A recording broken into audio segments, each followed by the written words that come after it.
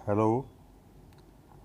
मैं doctor Sonlal Swami, associate professor EAFM, commerce faculty, government Dungar college Bikaner. आज मैं आपको महाराजा गंगा सिंह विश्वविद्यालय बीकानेर के पाठ्यक्रम के अनुसार बीकॉम पार्ट सेकंड के सब्जेक्ट EAFM के फर्स्ट पेपर फाइनेंशियल मैनेजमेंट के ऊपर अध्ययन करवा रहा हूं। और इसके अंतर्गत जो आज का जो टॉपिक है वो हमारा फाइनेंशियल स्टेटमेंट है। और इस फाइनेंशियल स्टेटमेंट के अंतर्गत हम पूर्व में भी हम बैलेंस शीट का अध्ययन कर रहे थे। तो बैलेंस शीट क्या होती है इसके बारे में जानकारी ली थी, और उसके अलावा इसके दायित्वों के बारे में हमने चर्चा की थी। और आज हम बैलेंस शीट के मदों का जो ब्यौरा है, या हम कहें कि details of the items of balance sheet है, इसमें हम आज संपत्तियों के बारे में, एसेट्स के बारे में चर्चा कर रहे हैं।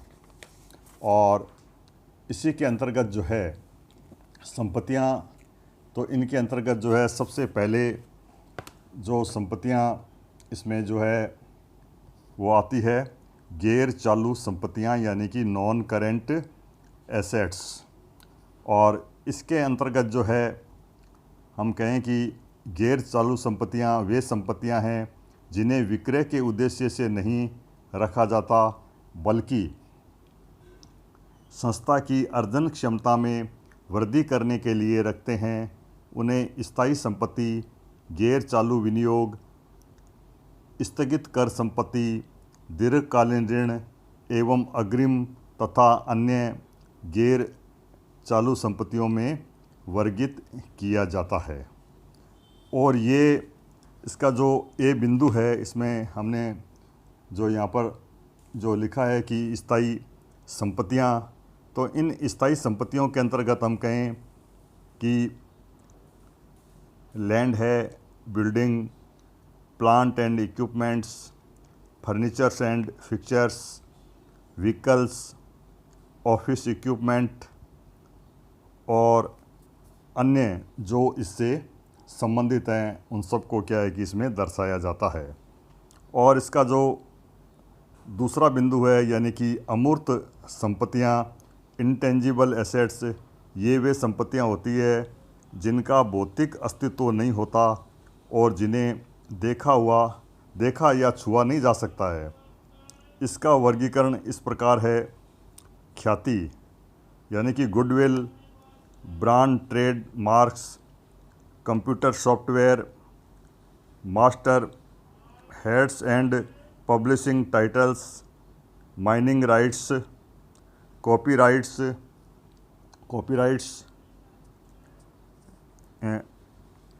Patents and other intellectual property rights, services and operating rights, receipts, models and designs, licence आदि। और इसके अलावा हम तीसरे बिंदु के रूप में पूंजीगत चालू कार्य यानी कि कैपिटल को लेकर के जो वर्क इन प्रोग्रेस है, वे स्थायी संपत्तियां हैं जो स्वयं कंपनी द्वारा निर्माणाधीन है। इसे हम कैपिटल वर्क इन प्रोग्रेस कहते हैं। इसी प्रकार से इसके चौथे बिंदु के रूप में विकासाधीन अमूर्त संपत्तियां, इंटेंजिबल एसेट्स अंडर डेवलपमेंट आदि आते हैं। और इसके पश्चात हम कहें कि गैर चालू संपत्तियों के अलावा अब बी बिंदु जो है इसका, वो है गैर चालू विनियोग। तो गैर चालू विनियोग के अंतर्गत हम जो यहाँ पर जो है वो चर्चा कर रहे हैं कि वे विनियोग जिन्हें पुनः बेचने के उद्देश्य से नहीं रखा जाता है, इन्हें व्यापार निवेश, ट्रेड इन्वेस्टमेंट और अन्य विनियोगों के रूप में और इसके अतिरिक्त निम्नानुसार वर्गीकृत किया जाएगा। से इन्वेस्टमेंट प्रॉपर्टी, समता संबंधी अधिकार पत्रों में विनियोग, इन्वेस्टमेंट इन इक्विटी इंस्ट्रूमेंट्स, अधिमान अंशों में विनियोग, राजकीय या न्यास प्रतिभूतियों के अंतर्गत विनियोग, ऋण पत्रों या बंद पत्रों में विनियोग, परस्पर निधियों यानी कि म्यूचुअल फंड्स में विनियोग, साझेदारी फर्मों में निवेश, अन्य गैर चालू विनियोग आदि। और इसमें जो अभी ये यहाँ पर लिखा गया है कि स्थगित कर संपत्ति, डेफर्ड टैक्स एसेट्स, तो कर योग्य आय एवं लेखांकन आय में अंतर पर लगाया गया कर है। यह कर योग्य आय लेखांकन आय से अधिक है तो स्थगित नई संपत्ति होगी। नेक्स्ट द बिंदु यानी कि डी बिंदु के अंतर्गत दीर्घकालीन ऋण और अग्रिम को इसमें दर्शाया गया है। और इसमें जो हम नोट करें कि वे ऋण एवं अग्रिम जो 12 माह की अवधि में रोकड़ या संपत्ति के रूप में प्राप्त नहीं होंगे, इन्हें निम्नानुसार वर्गीकृत किया जाएगा। इसमें जैसे कि कैपिटल एडवांसेज है, सिक्योरिटी डिपॉजिट्स है आदि को इसमें हम शामिल करते हैं।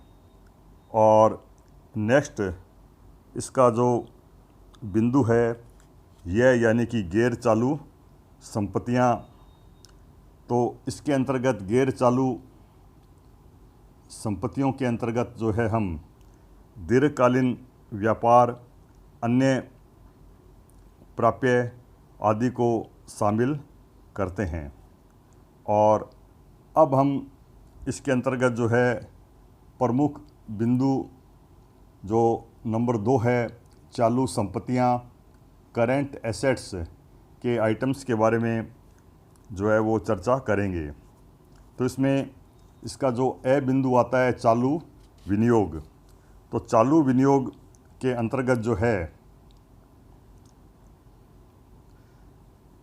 ये कहते हैं कि जो 12 माह की अवधि में रोकड़ में परिवर्तित किए जा सकें, इन्हें इस प्रकार से वर्गीकृत किया जाएगा। समता संबंधी अधिकार पत्रों में विनियोग यानी कि investment in equity instruments. Next है इसमें investment in preference shares.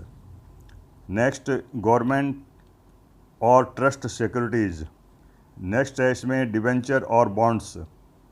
And next है म्यूचुअल फंड्स में विनियोग।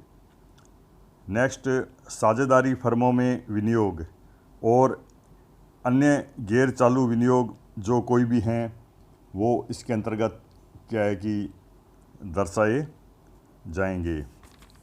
और इसके अलावा हम कहें कि बी बिंदु के अंदर जो दिया गया है कि माल सूचियाँ, तो माल सूचियों के अंतर्गत जो है हम इन्वेंट्रीज़ को शामिल करते हैं, जैसे कि raw material, work in progress, finished goods,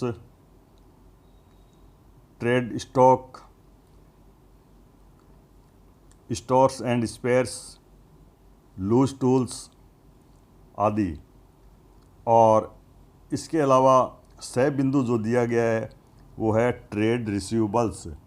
तो ट्रेड रिसीवेबल्स यानी कि व्यापार प्राप्य, इनमें एक वर्ष में परिपक्व होने वाले विभिन्न देनदार एवं प्राप्य विपत्र सम्मिलित करते हैं।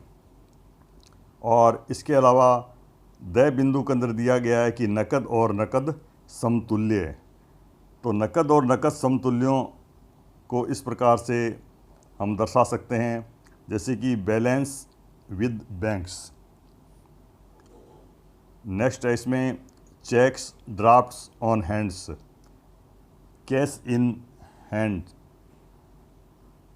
और अन्य कोई भी इस प्रकार की प्रकृति के हों तो उनको मदों को भी हम दर्शाएंगे। और नेक्स्ट है इसमें अल्पकालीन ऋण और अग्रिम short term loans and advances, इनको भी हम इसी के अंतर्गत यानी कि इसका जो यह बिंदु दिया गया है उसमें हम दर्शाते हैं। और नेक्स्ट जो रे बिंदु है इसका अन्य चालू संपत्तियां, अदर करंट एसेट्स, यह एक सर्वसमावेशी शीर्ष है जो ऐसी चालू संपत्तियों को सम्मिलित करता है जो किसी अन्य संपत्ति के लिए उचित नहीं है। और इसका जो अंतिम बिंदु जो लिखा गया है कि ले आकस्मिक दायित्व और प्रतिबद्धताएं, तो इसमें कंटीजेंट लायबिलिटीज एंड कमिटमेंट्स जो है वो दर्शाए जाते हैं। इसमें कंटीजेंट लायबिलिटीज जो कि उदय नहीं हुई है किंतु किसी घटना के घटित होने पर उदय हो सकती है, तो इसमें कंपनी के विरुद्ध ऐसे दावे जिन्हें उधार के रूप में स्वीकार नहीं किया गया है उसे हम यहाँ पर दर्शाएंगे। और नेक्स्ट है कंपनी द्वारा दी गई प्रतिभूति एंड नेक्स्ट ऐसे अन्य धन जिसके लिए कंपनी आकस्मिक रूप से उत्तरदायी है। और नेक्स्ट जो इसमें कमिटमेंट्स का जो बताया गया है कि प्रतिबद्धता जो भविष्य में किसी निश्चित समय पर विशेष परिस्थितियों में एक विशेष क्रिया का निष्पादन करने का ठहराव होता है तो उसे उसमें दर्शाया जाता है। जैसे कि हम कहें कि पूंजी मदें निष्पादित किए जाने के लिए शेष ऐसी संविदाओं की अनुमानित राशि जिनके लिए उपबंध नहीं किया गया है। नेक्स्ट इसमें अंशों और अन्य विनियोगों से संबंधित न मांगे गए दायित्व जिन्हें आंशिक रूप से संदत्त किया गया है और अन्य कोई भी प्रतिबद्धताएं हैं वो इसमें दर्शाई जाती है। तो इस प्रकार से हमने जो इसके बैलेंस शीट के दो हिस्से किए थे, एक तो इसमें दायित्वों को दर्शाया गया और इसके अलावा आज हमने यहाँ पर जो है संपत्तियों के बारे में जो है वो चर्चा की है। इससे ज़रूर आप सभी विद्यार्थीगण जो हैं लाभान्वित हुए हैं।